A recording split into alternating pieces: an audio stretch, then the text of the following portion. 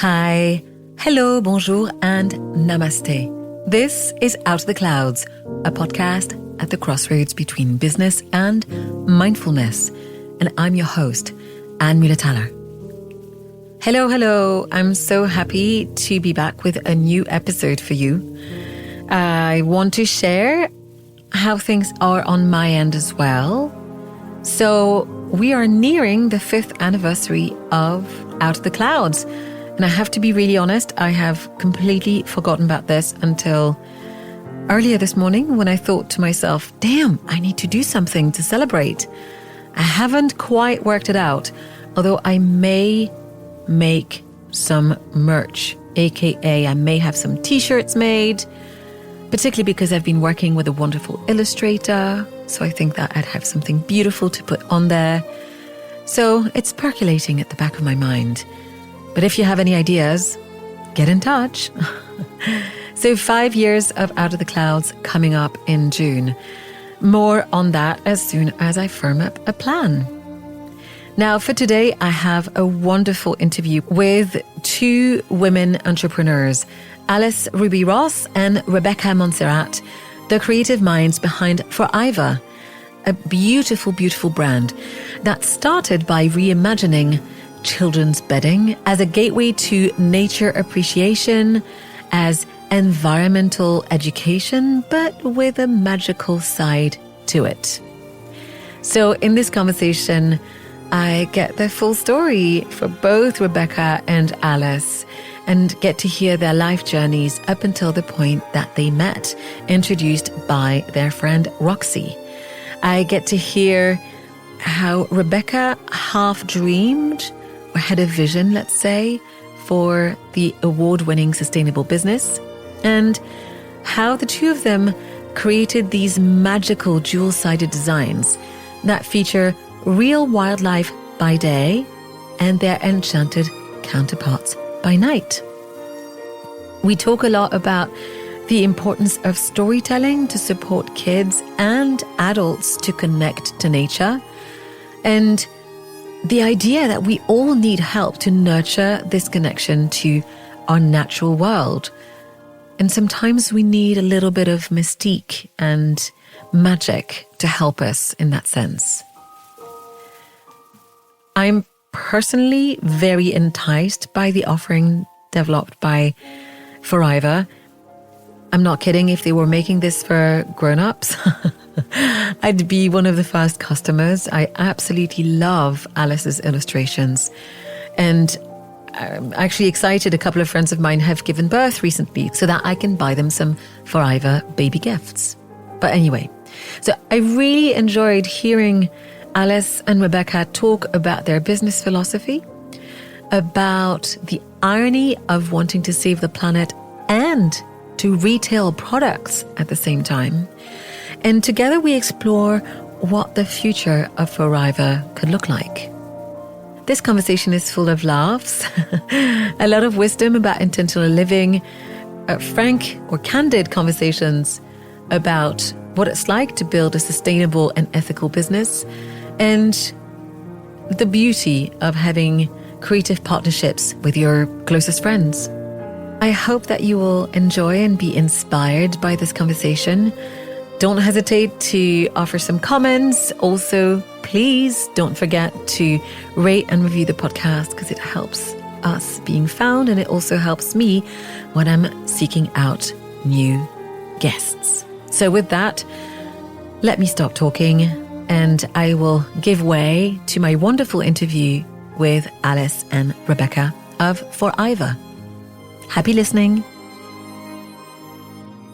Alice, Rebecca, it's such a pleasure to meet you. Welcome to Out of the Clouds. Thank you for having us. It's lovely to meet you. So I would first like to ask you, where am I finding you today? Perhaps we'll start with Alice. So I am by the sea in Ramsgate, which isn't too far away from London. And I am sitting in my flat with a beautiful view of the sea. That sounds lovely. And what about you, Rebecca? I'm on the other side of the country. Actually, I'm in a different country. I'm in Wales. And I am at home And I live on the edge of the Brecon Beacons, well, within the Brecon Beacons National Park, and also have a lovely view out my window, but it's quite different. I look out on the mountains and I'm in the Wye Valley. And this is, home. I grew up here. I came back here in adult life. So, Sounds gorgeous. So all three of us have a view. Technically, there's a bit of a cloud, but normally I see the Alps in the back. Yes, very nice. So as you may already have understood from the podcast, I really like to start by asking my guest to tell their story. And by that, I mean, tell us where you grew up, who you were as a child, what you thought you were going to do as an adult, perhaps. And I'd like to start there so that we explore more of who we are rather than only talk about what we do. And of course, what you do fascinates me and I can't wait to hear more about it. I know it's a big ask, but Rebecca or Alice, whichever one of you wants to start, would you tell me your story? Do you want to go first? Yeah, I'll go first. Yeah. So my story starts in the same landscape that I live now. And I feel very rooted in this landscape, even though I've been away from it and come back to it. And I think that's partly down to the kind of childhood I had. I suppose in a way for the UK, it was quite an unusual childhood. I grew up in a house without electricity in the middle of nowhere. We didn't have any neighbours and we didn't have much money either. So it was quite a simple childhood in lots of ways. And I think my main memories of that are how connected to the landscape I was, how connected to the outside world I was. I don't really have so many memories of being inside my house as much as I loved it. We were surrounded by these beautiful fields, which had a lovely small river, large stream running through them and woodland. And it was this kind of little kind of world that we inhabited. And it was a really magical place to be a child. But it's funny because I was so in that world, but I think as I became a teenager, I really very much wanted to get out of that, even though I was not a rebellious teenager in any way. I think I was a really easy teenager, actually. I think I drank probably sooner than I should have done stuff, but I didn't rile against my parents in any way like that. But I nevertheless wanted to get out into the world. And I started in a very tiny primary school and then got into a slightly bigger secondary school, really big sixth form college. And then I decided I wanted to go traveling on a gap year, which I hate saying, but I went on a gap year. Why do you hate saying that? I don't know. I think it just makes you sound really middle class. And not that I have a problem with that in a way, but I think it's just because people can take the mickey out of you, gap year. but it was great. And I had such a brilliant time. And I think when you look back at that sort of experience now, I know that my friends and I who've got children who are getting older and approaching that sort of age when mine aren't that old yet, but I have friends who've got children that are becoming towards that age. And you think, gosh, we went across the other side of the world and we were just like, see ya. And that's it. And the thought of my children doing that is, oh my God, I don't know if I can cope. But at the same time, I think that is an incredible thing to have, is that just sense of responsibility maybe and freedom combined. I think that's a really wonderful thing. So I went off and did that, and that was great. And then I went to university and I studied fine art, which I feel like I was just following in my mum's footsteps in some ways, but it was great. I loved it. But then I definitely had enough of it when I came to the end of it. As much as I loved it, I was like, I don't want to do any more art for now.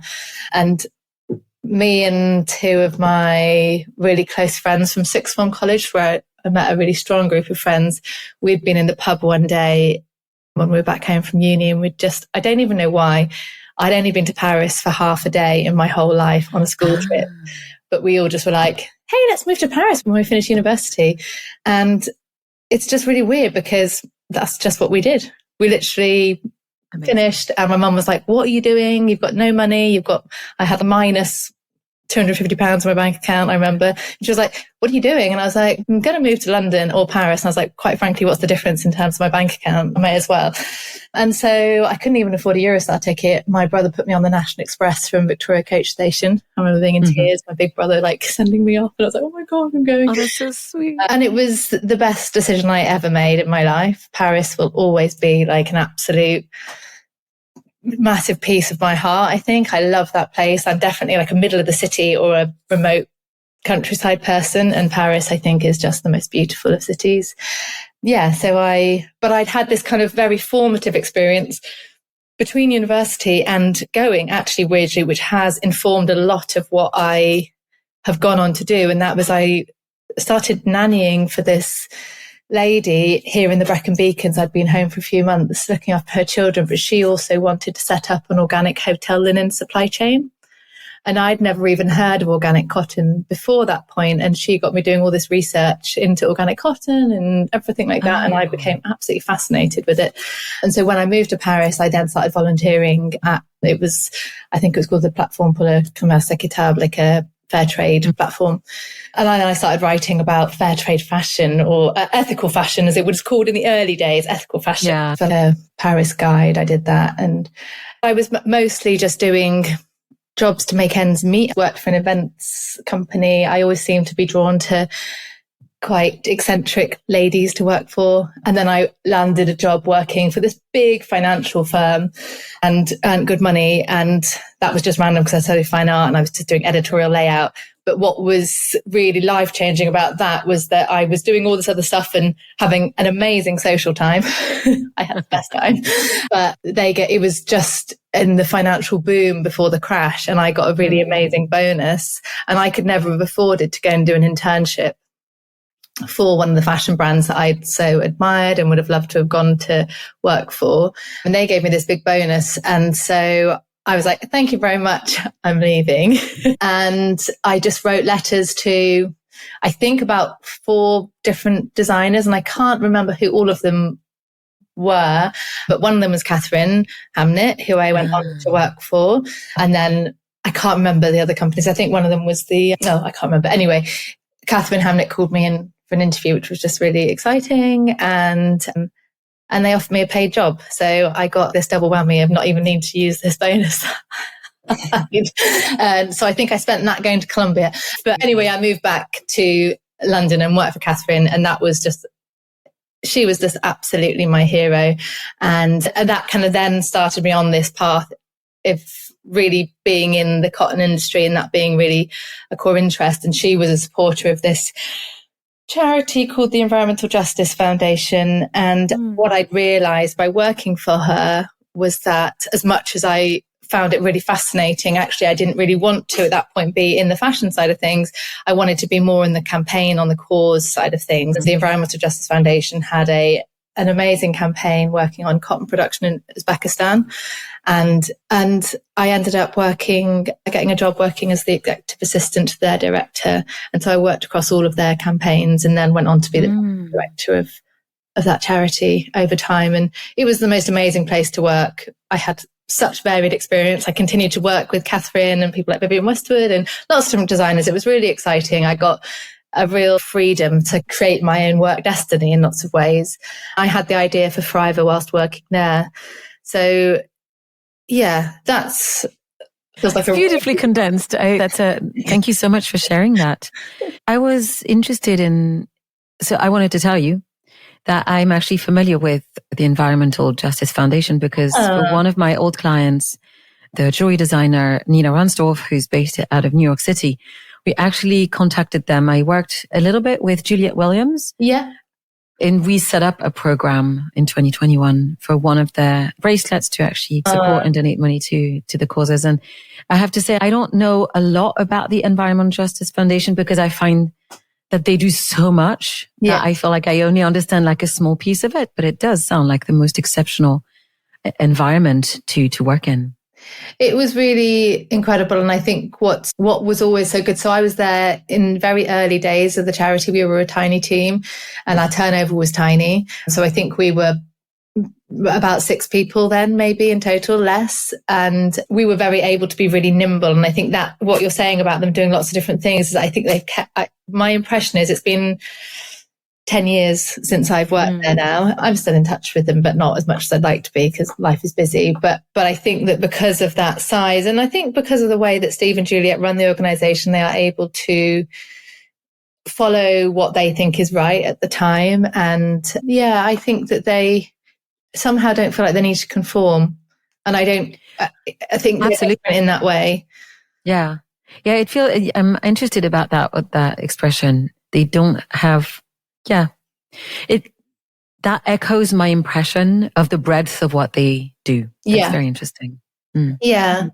Yeah. I think that they can be, very, swift to follow what is going on. And we had some really exciting things. So the things that we were working on that were just brilliant. And actually what's so lovely is that the photographer that we worked really closely with at EJF she's godmother to my children, I'm godmother to hers. She's done loads of our photography. So we've stayed very close, but her and her now husband, who also used to work there, it's all very interlinked. They did a lot of work in Sierra Leone with illegal fishing. And that was a really exciting project that we had where it was about empowering the local communities to document illegal fishing in inshore waters.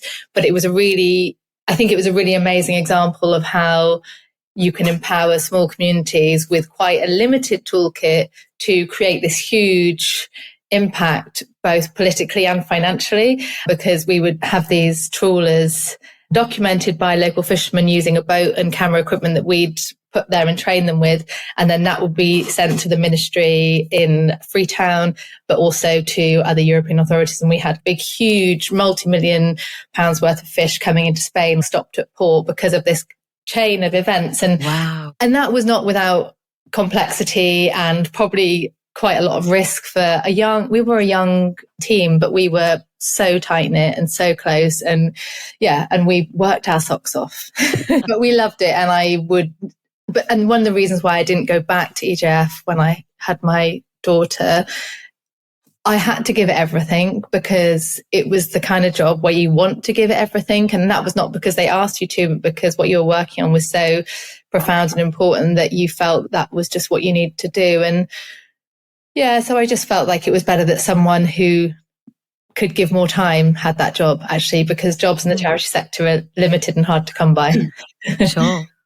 That's a very good point. Alice, your turn. Yes, so I grew up in London and with quite a kind of mixed heritage. So my father is Anglo-Indian, so he came over from India when he was about 11. I moved to Fulham, and then my mother was from Australia. So they met and became very kind of London-centric, and sort of West London was where we grew up.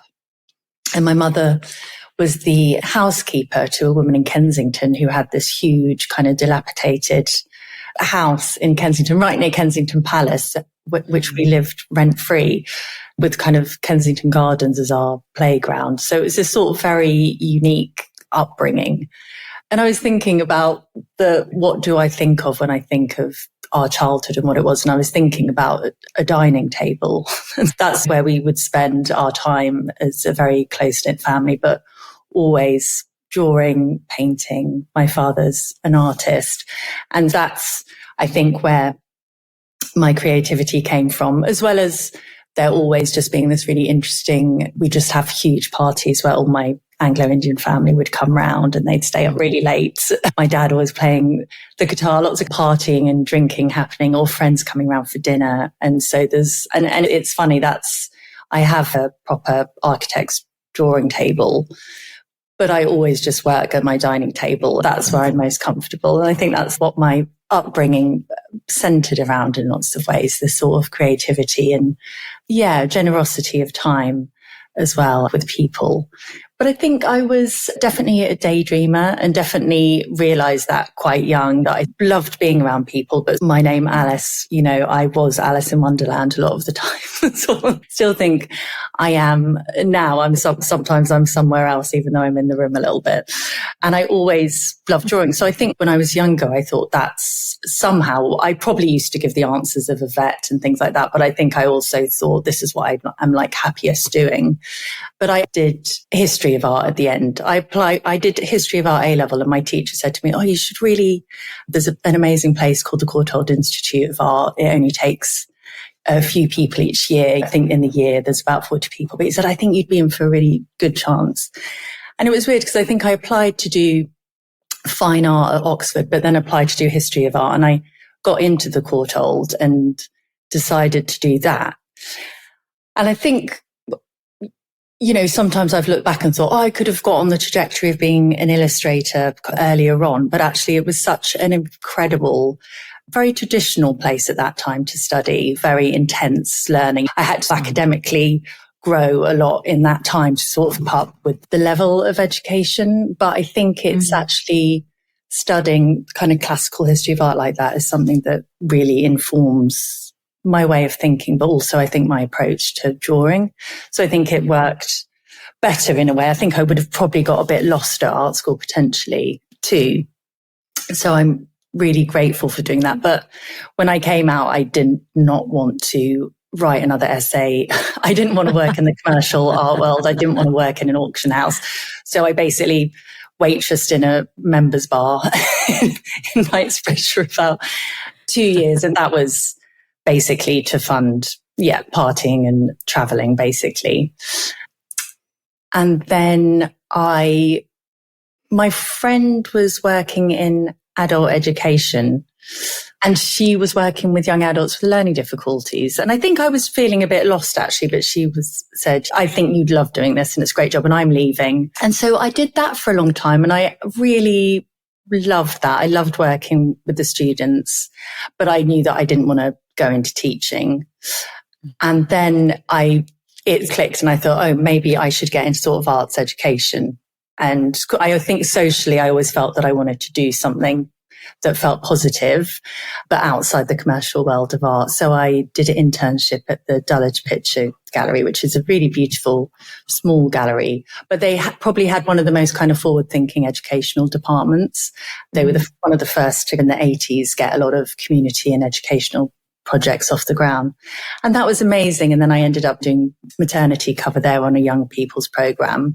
And then that ended up in me working at the British Museum in their community department, which was amazing. The people I worked with were just so lovely, but also you'd get funding to work on a temporary exhibition, maybe with a curator, engaging sometimes like local community groups. Sometimes it would be about co-curation and kind of more meaningful projects, I'd say, as well as running workshops and things like that. But yeah, I think a bit what Rebecca was saying about, I think I had got to the point where I was doing it because I loved the team I was working with and I saw the value of the work, but I was also feeling like this is a completely oversubscribed sector and I'm not making the most of this job really. And I think I was beginning to feel just a bit of detachment from it, I think. And it was around that time that Rebecca and I met, basically. But yeah, I did love it. And I still occasionally do like sleepovers there with kids and their parents come, or I do family workshops because it's, again, it probably links back to history of art and this idea of old things that I love. So I still find a lot of inspiration in places like that as well. Yeah, that sounds like an incredible place to work in. But I echo with the two of you. There sometimes comes a time when you know you're no longer in the right place, and it's time to go and find pastures new. Yes. Thank you so much for sharing your story, Alice. I love the fact that you were a daydreamer. I wonder, what did you think you were going to be as an adult? Did you ever dream of anything specific? No, it's weird, isn't it? Because I do think that I did used to love animals and things. So I think if you would have asked me when I was like 6 or under 10, I probably would have said something to do with animals. I think whether that would be a vet or I always remember pretending to work in a zoo actually when I was a child and really enjoying that. But also I would say that both my parents, and they worked really hard, they were completely unprofessional.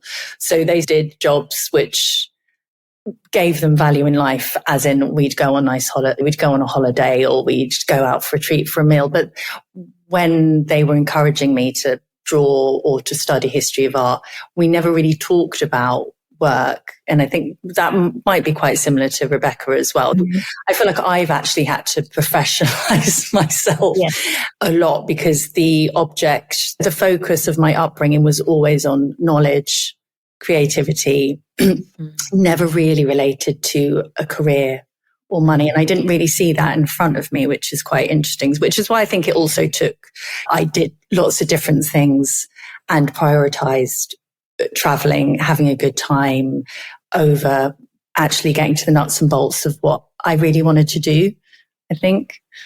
I'm really glad I asked you that question. And I guess in a sense, what I find so beautiful when we hear each other's stories is we realize all of the different ways one can experience being a human, right? Yes. Because what you described about drawing and on the family dining room table is incredibly far from what was going on my dining table, which is only really used for homework or dining. But then again, neither of my parents were artists and my father was a doctor. And that doesn't mean that the dining table was not a happy space, but it's love to hear this and to find echoes of what you then develop into. So now we've heard this. Let's go to the meat of this, because your friendship is let's say the glue that holds Forivor together. So I'd love to hear about when the two of you met. Should I go on and interrupt each other? It just feels really odd that there was a time that we didn't know each other, I think is the reality. Definitely. So I had the idea for Forivor when I was still working at the charity. I'd been overland on the train from London to Hong Kong, and I was trying to write a story. Okay, no, I have to stop you because you went, I remember I read this, you went overland on a train from London to Hong Kong. I've done quite a lot of overland train journeys, so I can talk about this for quite some time. Yes, okay. I did. I went from London to Hong Kong on a train, and it was incredible. But the idea for Forivor came out of this when I got back to London, and I can talk about that later. But when I got pregnant, I thought now is the time to get this idea that I've had off the ground. But I'm not an illustrator, and so I need to find someone. So I had just spoken to one woman in my life, Roxy, who gave me my job at Catherine Hamnet and then introduced me to Alice, and also was the reason why I met my husband. So it's pretty influential in my life. Wow. So she'd put a post on Facebook, I think, for me, I'd put a post up, and she had tagged a friend of yours in it or something. So it was just like a tagging on Facebook, really, that we kind of knew. And then you just emailed me some of your portfolio, didn't you? But I think immediately because I just trusted her so much, I was just like, oh, this is going to be a good fit. And so I remember so clearly going around to your house, and I was 8 weeks pregnant with my first child, but couldn't tell you because it was in that weird don't tell people zone. And you're for me a gin and tonic. And I think, when I look back now, I think, oh, that space was such an Alice space, even all the way back then when it was not the house that you live in now, with a certain Ross household feel to it. And just how warm and welcoming Alice was, how frustrating it was that I couldn't say yes to the gin and tonic. And it's funny though, because I think we are close, but I feel like we are still learning about each other all the time though. Yes. And I think and if anything, at the moment, I think I feel frustrated. Yeah, but I think I feel frustrated in a way at the moment because I was just thinking this morning, I haven't spoken to Alice, like chat Alice, like just me and Alice, friend Alice, since Friday, which feels like ages because we've been in meetings together, but we haven't been like, we talk about all kinds of nonsense, obviously, but we haven't had a nonsense chat for too long. Yes. And we probably don't we often say as well, we miss that sort of 20s into the early 30s time of being quite reckless together. We've been quite responsible friends, I think, together. I don't think Alice believes me that I haven't had lots of fun. Yeah, because we've never had an all-nighter together, which I think is weird because I don't want to talk to her about that, but we used to enjoy doing that kind of thing. And I know Alice did too, but we've never done that together.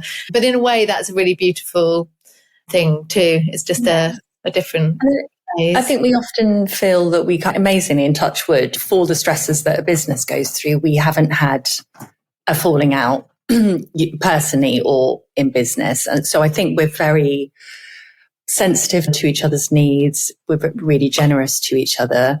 And I think that we complement each other personally and in a business sense as well. I think there's lots of things that are similar about us, but we know that where kind of Rebecca can drive business forward, where I'd be more resident, that's not the right word, resident, to do that. Alice, and I do get a lot of words wrong. Alice gets a lot of words wrong. but sometimes I can keep things in check a little bit more so that we can look at things before we could move forward too. So I think, yeah, as Rebecca said, I couldn't imagine us not knowing now, and what a kind of hole that would feel like in our lives of having been able to start something like Forivor, but also of care. I think that there's a lot of care that we have for each other, which does feel like family. Yeah, it goes beyond, it's a different thing to a regular friendship. I definitely consider Alice to be my family.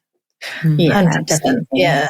And we get told we look like sisters more and more, Yeah. which is...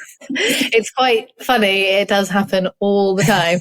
Yes, but I think, yeah, it's interesting what you were saying before about what's happening at your dining room table, because I think one of the things that Alice and I do have in common is that neither of us had this childhood where we had any experience like Forivor around us, no entrepreneurs in our world or anything like that. So I think together we're both creative beings, and we are having to transform together into being more business minded. And I think within that we are complementary, but I am so grateful for Alice because she has got her head into the things that I struggle with sometimes in terms of just being, the checks and balances. Alice is really good at that. And I'm good at saying, let's just do it. Yes, it's true. You don't want two of you doing that. I think sometimes would be better. But business is quite a lot about speed, which is a weird way to describe it, I think. But you need someone to be thinking very fast and be thinking quite far in advance, which I think I really struggle. I even struggle with making plans 2 months in advance. I find it hard to commit to that for whatever reason. I don't think it's as simple as saying I live in the here and now. It's just something in my personality, in my makeup. But you really need that in business. But yes, equally, there's this attention to these small things that needs to get taken care of all the time.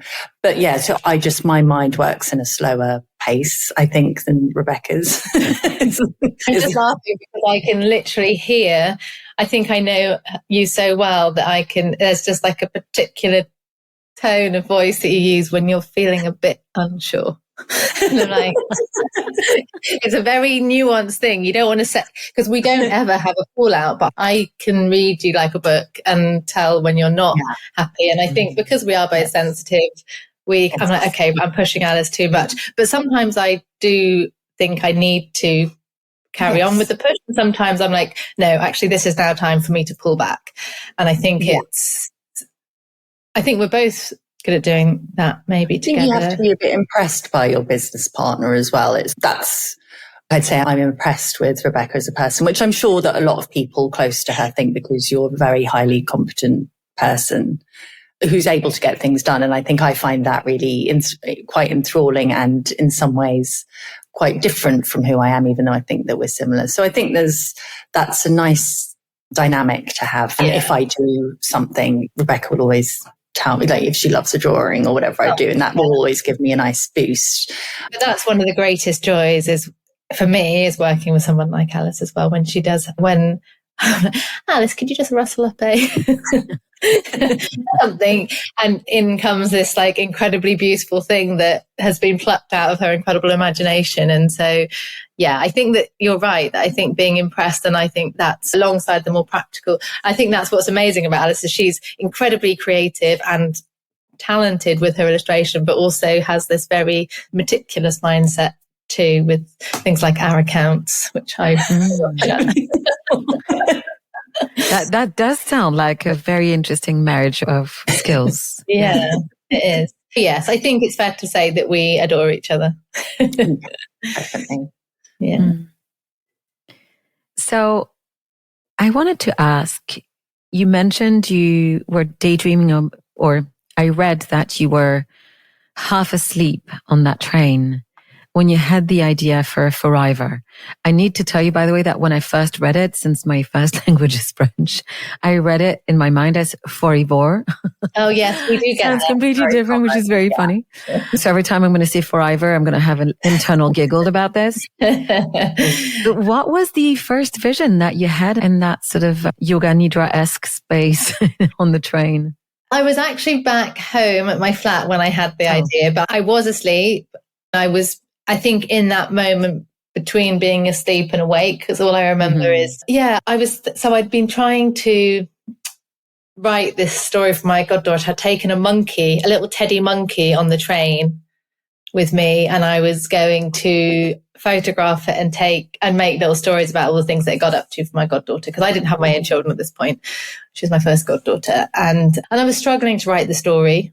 I don't know why, but I was struggling to write it. And I'd also been that day to John Lewis to look for bedding, and I just couldn't find any organic bedding that I liked. And it was just all so boring. And I was thinking about how boring it was, about how we needed to increase the market share of organic cotton in the world because it was only at 1%. I think it's probably still only at 1% because that takes a long time to get that up. It might be a little bit more now. It must be a bit more, but it's not significantly more. And I was also thinking about this moment of bedtime. And I don't know why I was thinking about this when I didn't have my own children, but I must have been thinking back to my own childhood maybe, and thinking what a kind of special time that time is, and what a shame it is to lose that special time to modern technology, I think is essentially where my brain was thinking, like, that this time, sometimes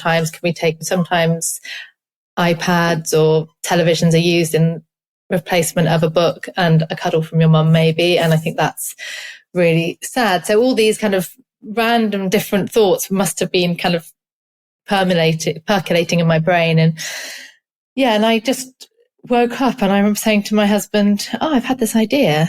I said, "I just had this idea. I was thinking about this bedding, so you can learn about wildlife on one side, and you have fact cards that teach you all about them, and they're all hidden away. And then at night time, when you make your bed, all those animals have turned into magical creatures, and you can tell stories about them, because that's a way to nurture two really important things in terms of solving the planet's problems in a child as they grow up. So a passion for nature. And I think that we just need to be creative to solve problems. That's a really key skill, is creativity in solving problems. So so that's where the idea came from. It was quite lots of sporadic thoughts, but I think that's the way my brain works, is I cast the net quite wide and pull things together. I think I like to join dots up.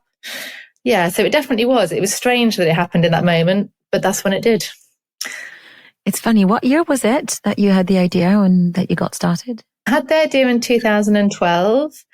So a couple of years before I met Alice in February 2014, something like that. 2014, and then we launched the business in 2016. Yes.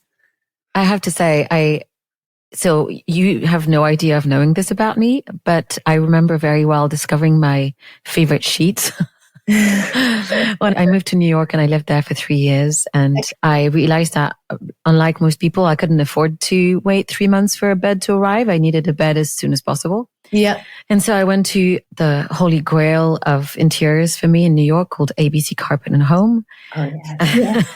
That was on our hit list for a long time to be stopped. Oh, I can tell that this is for you. Yeah. I mean, that's just all over your brand. Oh. Yeah. And I found the most amazing bed, which has followed me all the way back to Switzerland, and a really interesting, beautiful bedding. And at that point, I had not yet been to India, and I discovered an amazing range, very eclectic, multicolored, very boho-y. The cotton's not organic, but it's very fine in its block print. And I have fallen in love and have never looked back ever since. I can't look at other kind of bedding, because once you discover something that has that sort of fantastical quality and magic. And so I feel, even though you have no idea of knowing this about me, when your lovely Ella contacted me for you guys to be on the podcast and I looked at your work, I was like, oh, but this is what I needed all my life. Oh, But I find a real sense of connection to what you're describing, because you can have that such a special moment of getting into bed. Even though I do suffer from what I think is called bedtime procrastination. Yeah. Which when you just can't get up and can't make yourself go to your bedroom. But I know that every time I get in it, I have this moment of just delight. Yeah. And so that you connected to this and wanted to bring it to kids with this whole other magical universe is very special. It's funny, isn't it? Because I think thinking about it in that way, it makes it resonate again with me, weirdly, because we do think about it, but it's funny how when you get caught in the mechanics of your business, you sometimes forget to look back. And I feel like that I think I'm a bit of a bedtime procrastinator too, in some ways, in that I think I just am excited by life and I want to do all the things. So even though I love going to bed, I wish I was one of my friends that, I went to bed at 8:30 last night. I'm like, there's too much other stuff I want to do. But when I get there, that moment is like no other, isn't it? It's just such a special moment in your day. I really think that actually extrapolating that out, teaching healthy bedtime routines to children is, adults. It's such an important part of well-being. And I've had my own health issues, and I had breast cancer, and I had to really teach myself. When I first had my diagnosis, I really had to drill into my bedtime routine hard to get my sleep to work for me. And it really taught me a lot, actually, having to do that, because obviously the stress was quite overwhelming. And I had to pull everything out and really work out what was going to work. And I don't need all those tools anymore, but I know what they are, should I need them. Yeah. Thanks for sharing that. And I'm glad that you're okay. Yeah, me too. I'm sure. And so what was it like for you, Alice, when you first heard about the concept of Forivor? When I first heard about it, I think it felt like a step away from museum and gallery work, but it equally was just going to be a side project because the commission was just going to be for our first Enchanted Forest collection. And interestingly, my practice isn't really based around nature or animals. But I saw lots of shoes, right? Lots of shoes, women, normally more interested in drawing those things. But I didn't feel that was a barrier. And I think that's because I saw within the concept of Forivor, as I would describe it, that almost more than that was the idea of transformation and sort of endless possibilities, which I think is true of Forivor. It can go anywhere. But over the years, I'd had people come up to me with commissions and work that I'd done. And sometimes if you don't chime with something, you don't look forward to it that much. But having met Rebecca and just found out more about the idea, I wasn't like, I'll just get this done. I did feel excited about it. But I also just thought it was going to be that commission. And we can't remember at what point Rebecca was like, would you like to come on board? But it must have been quite soon. I think probably I did some sketches, maybe I'd done the final artwork, and then maybe, because we must have met each other quite a few times before we decided to become business partners. And that happened. I think it was quite early on, because I remember thinking, it's not just this that we'll need to launch, it's all the other things. And it's actually, there's so much more need of illustration than what I could possibly afford to pay you at that time. And we obviously really got on, and I just thought, and I don't know, I was just like, let's just do it together if you want to. So it felt, and I think we both had other things going on. Rebecca was going to be on maternity leave, but that maybe there was going to be time to focus on this. I was still working at the British Museum and the National Portrait Gallery. So it was, I guess it started off as something we spent an awful lot of time on, but we still had other things that we were doing. Yeah. And it stayed like that, as it does for a lot of businesses for quite a long time as well. So what it meant to us to start a business at that time is interesting to think about, because there's a lot of people say, would anyone start a business if you knew about your VAT bills and shipping and logistics and all the other things that become a much bigger part of how your time is spent a lot of the time. So you're in that kind of, it's almost like the kind of, what do they call it? The first dating things that kind of the honeymoon period. Yeah. So that first bit of starting a business is a mystery, isn't it? You're not into the nuts and bolts yet. Or because we weren't from a business background, that's a very free time, I think, and quite a special time. So I wanted to ask, before we go any further, about the name Forivor. Rebecca, I think this one is for you. It is indeed for me. Forivor is named after my dad. My dad was called Ivor, and he sadly passed away in 2005 when I was 25, living in Paris. And so it means forever Ivor. And it's just that simple. So it was to honour him. And there's other ways that we honour him in our collections as well, which there's a phrase that actually he used to say to me in French. He was a complete francophile. He would always write at the end of his emails, "J'espère que l'oiseau de paradis vole toujours autour de toi," which means, I hope the bird of paradise flies around you always. And he would riff on this theme and say, "I hope the bird of paradise lands on your forehead," and random stuff, because he was quite an eccentric person. But it was a very beautiful sentiment. And so that's written into all of our designs on little banners and things. And it's a really lovely, beautiful thing. And so it's weird. I had the name Forivor before I had the idea for the company. It was always going to be Forivor. Whatever I did was going to be Forivor. So, yeah. That's beautiful. And so now I think it's almost unfair at this point for our listeners who don't know all of the details about your company, whereas I've done my research, so I know everything that there is to know about Forivor. Is there anything that's available on your current website? Could you please describe in a few words what the company stands for and what it does today? Who wants to take this? Al, do you want me to take it? I think in a simple way, we wanted to grow the organic marketplace, and we wanted to do that by instilling in children a sort of love and passion for nature. But I think we're also aware that's also inherently there with children. So we're speaking to an adult audience about that, and really being evocative actually for parents of those things that they loved as children as well, and that they can see the value in those things as a kind of vicarious way that hopefully becomes important to all of the family. But increasingly, and this may not be the same for Rebecca, because obviously we can say that we're sustainable and that we use organic cotton, and that where we can, we try to be really aware of the impact that we have.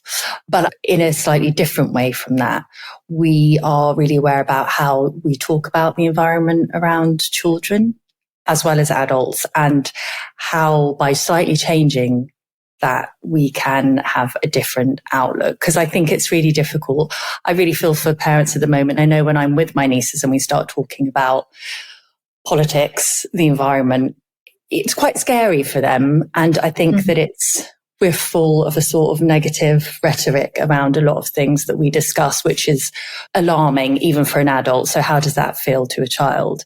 Whereas I think what we can try and do with things like Forivor is actually say, we're incredible too, and we can become well-informed and creative to make positive change as well. And I think that a really good example of that is the book that accompanies our collection, A Space Above the Ground, all about air and bird migration, because I think interviewing people that are working within the field of nature and activism in the most brilliant, genius, bonkers and inspiring way is actually a much better way to try to encourage children to become active members of our community that care about the planet as well.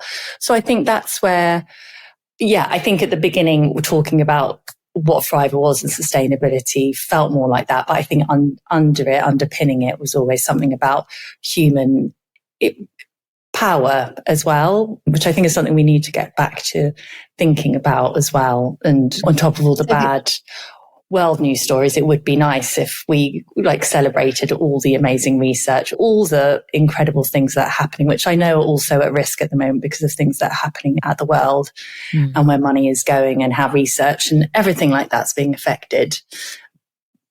That's what I think is important about Forivor. And it's maybe worth saying that the premise for that book when we first did it was about giving children ideas, even if they're quite out there ideas, for different kinds of role models, for talking about who you think you might want to be when you grow up. I think that as children, that those jobs that we idolize, they are a handful of jobs in reality.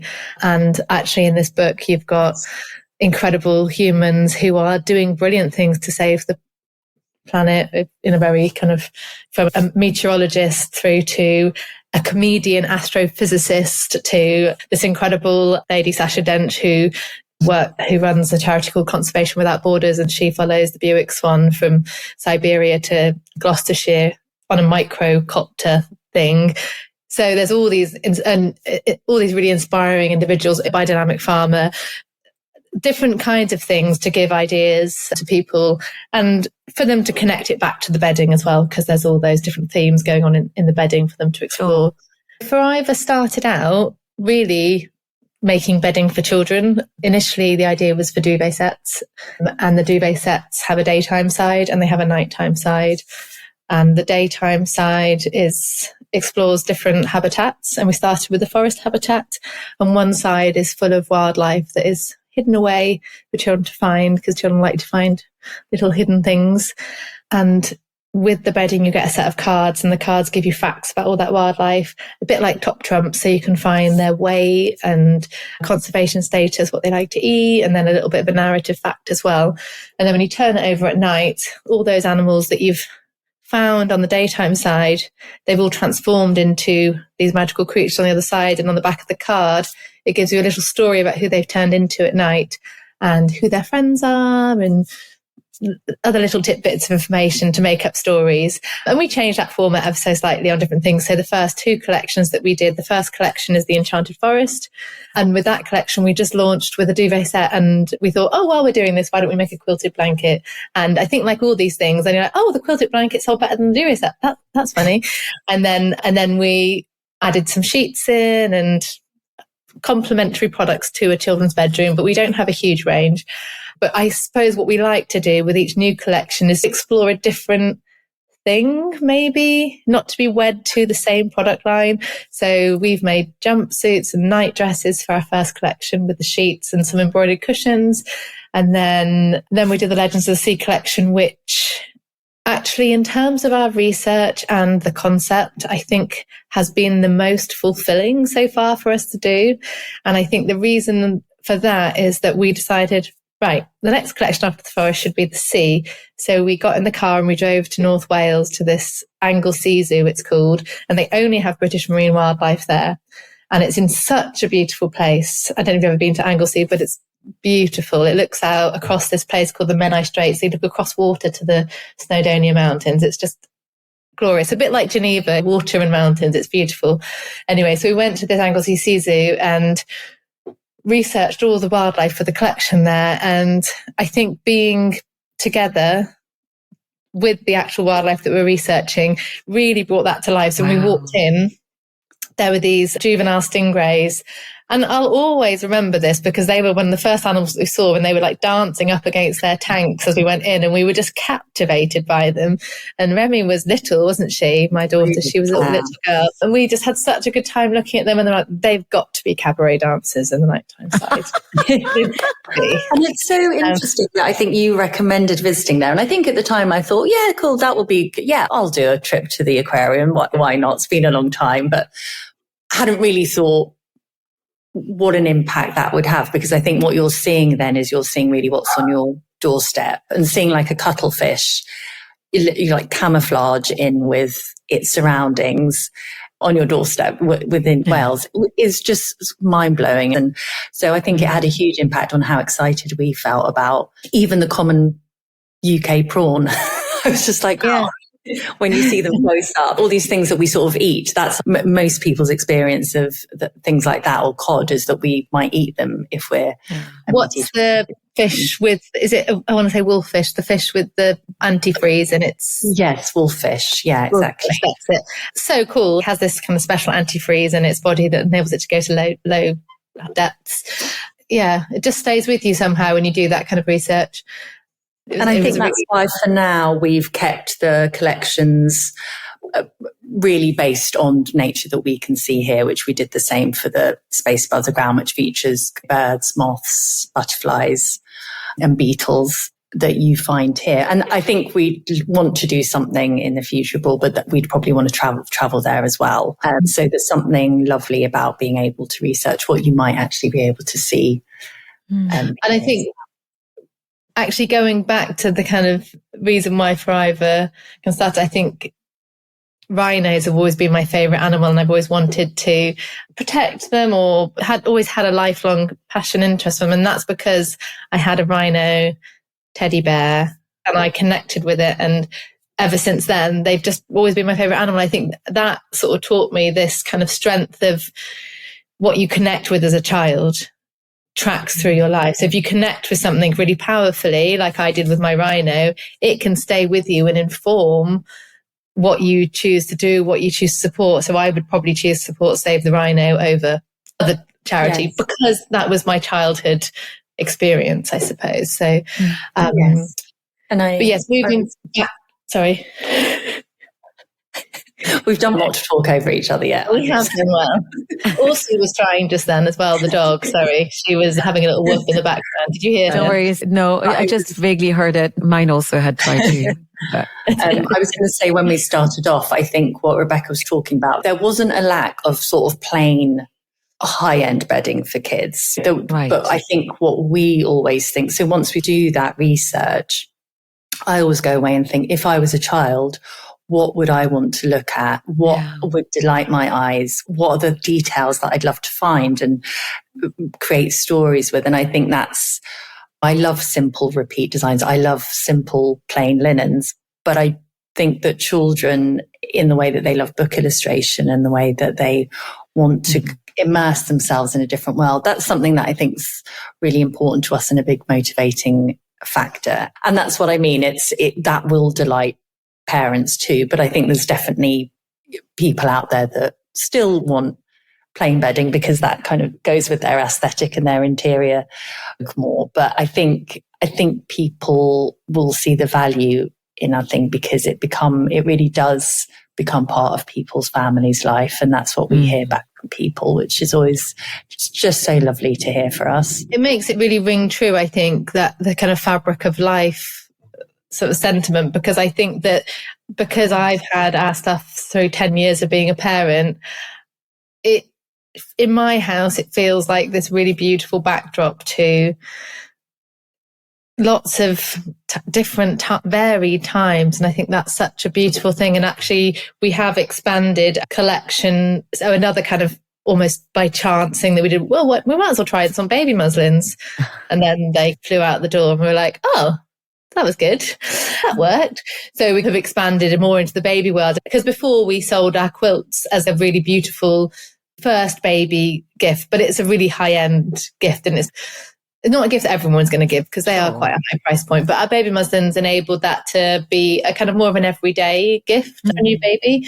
And I think it has extended that idea that it tracks with your family. So right from the early days, and people like to take those muslins and put them on the wall or frame them, or different things with them, so they live with them, or if they have the larger sizes, they'll just stay with the baby as they grow. And it fills me with huge joy, the families that I know whose teenagers still have their Forivor bedding and it's their favourite thing, and they take it with them everywhere. And we know that because either they're lovely customers that tell us, or because it's our friends who've obviously all supported us since the beginning and got all of our stuff, and they have that. This might come up more with a later question, but I think that we started more with kids stuff because we were also thinking about the longevity of those products, and that a quilt will last ever. And a duvet has a pretty long shelf life, and even the value for money on that being a high-end product. So that's why we didn't really start with babies first. So I think one thing that we always think about, even with baby products, is this is something that has to be treasured. It has to have versatility. So we've stayed away from some baby products that we know have a shorter lifespan. Of course. I think is one thing to say. And it's quite difficult because there are lots of lovely baby things that you could do that we know would sell really well as well. But we do abstain in a way, I think, from those products as much as possible. We do clothing, which you can argue the children will grow out of. But they have but I think that most people will pass it on to a friend or a cousin, or it rarely gets discarded for the sake of it. Say. No, I don't think. And being an organic cotton, even if it ended up somewhere sad, like a landfill, it's regenerative. Yeah. But so as I discovered your collections and I looked at each of the designs, I could not believe how beautiful the worlds you were creating. And I'm not saying this because you're on my podcast, because I could tell you something else. I felt like the illustration, there is something about the way that you must have used paint, Alice, as well as drawn, that gave me, and I am not an artist, but that gave me more of a sense of a world, like you were building a world within those beddings or those quilts. The only way I can say it now is it doesn't look flat, if that makes sense. It felt like you were taking me somewhere. And now I understand a little bit more about the depth of the research that you guys are doing as you create these collections. I understand how, for me, it seems to come through even in photography when I look at the product. I understand that there is a certain amount of myth and storytelling weaved in. I'd love for you to tell me more. So I understand how you researched for the Under the Sea collection, but in general, where do you find your inspiration for the more mythical storytelling aspects of this? I think probably both of us just tap into being children again in one sense, with some adult perspective thrown in there. But I think that there's a great quote, which I'm probably going to get wrong now, but in time, what is a myth becomes history. I think there's a truth to that line, which I always think about, which is that you're asking what is reality, what isn't reality, which I think also goes back to the idea of Rebecca getting the idea in between sleep and waking life, which is this sort of magical moment. And I think increasingly, since being involved with Forivor, I'm more and more interested in that sort of realm where reality meets imagination. But I think the Legends of the Sea was probably the most demanding one, because for the Enchanted Forest, for example, we can say, okay, the badger at night becomes part of a musical band that are playing these secret roots of the tree. But with the fish, how could you make an octopus more spectacular than it already is, because it already does so many almost magical things. So that's where I think we had to develop the stories more about the creatures. I feel like we talked about some of those more perhaps at that point than others, because I feel like sometimes Alice will just deliver all these incredible things that she's pulled out of her imagination. But I feel like some of them we have chatted about what they could do. And I can't remember specific ones, but informed by what they are already able to do as these incredible creatures. And I think sometimes we find it even ridiculous that we need to make them magical because they are beyond cool anyway. And someone posted something on Instagram the other day, and it was not to dismiss dinosaurs, because I think dinosaurs are amazing, but they were basically saying, why do we feed our children so much about dinosaurs, these animals that no longer exist, when there is so much incredible wildlife to learn about that we can fascinate ourselves with and then become passionate about, and et cetera, et cetera. So I think that is true of Forivor in a way, that this kind of factual side, it definitely leads into the magical, mythical side. But I think it's also informed by the books and things that we also probably loved as a child. I loved this book, Trouble for Trumpets, which I don't know if you've ever... I've probably got a copy. I'm looking over there. I've got a copy usually in my office somewhere. It's a beautiful book, and it's like this incredible sort of, they're not bears, but they're bears, but they live in this kind of underground realm that kind of poke up into the real world as well at times. They interact with the real world, but they're actually live in this underground world. It's very cool. The illustrations are amazing. So for me, that's always been a lovely source of inspiration. But I think what's amazing is that Alice has some really good tricks up her sleeve for making everything magical. But I don't know how she does all those incredible drawings, making badgers hold drumsticks, stuff like that. That sounds like a really unique skill. Sorry. Yeah. The challenge is also, I think, with animals of wanting to make them sweet, but somehow based on a reality. So if you're trying to draw an intricate moth wing, how do you then distill that into something simpler, but which also you're happy with the drawing? So sometimes I think that's the challenge of bringing all of those things together. But I think but I think overall that's the thing, is that you are tapping into something that is both real and unreal. Because I was thinking they just love that idea, don't they, of a little door in a tree with the family sitting inside, the little family of squirrels. But that's true, isn't it? Those creatures are inhabiting that tree, or they are near the roots of the tree. So there's always this sort of, I think they're overlapping each other a lot of the time. And I think Rebecca's right in one sense. How can we make birds more incredible than it is? But you have to, that storytelling part is that you're like providing a kind of framework, and then you're hoping that the child will be doing the rest.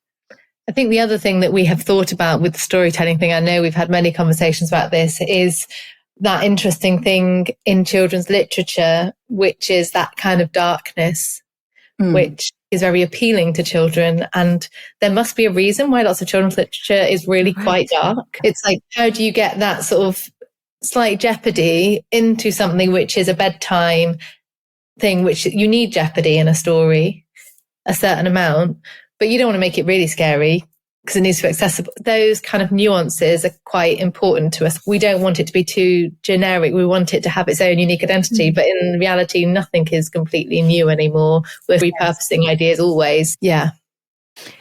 I'm so glad you said that. I guess it wasn't something I was keenly aware of, but there is something about that dark versus light, those two worlds living on either side of the bedding, like, so to speak. Yeah. And there's something already magical about having access to both of them. That's wonderful. Rebecca, I wondered if you wanted to speak to how you approached the sustainable and ethical nature of the business, not just how you set it up, but what you feel it's looking like today.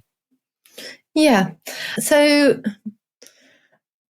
I think that I have some frustration, in all honesty, with being a small business and what you can actually do as a small business, because there are some limits. I also think that the landscape has changed so much in terms of sustainability. And I think there's lots of really good things happening. But I think really to stand out as a sustainable brand in a way, you need to be being really innovative, perhaps. Our interest isn't really in innovation of new materials or things like that. That's not our kind of USP, let's say.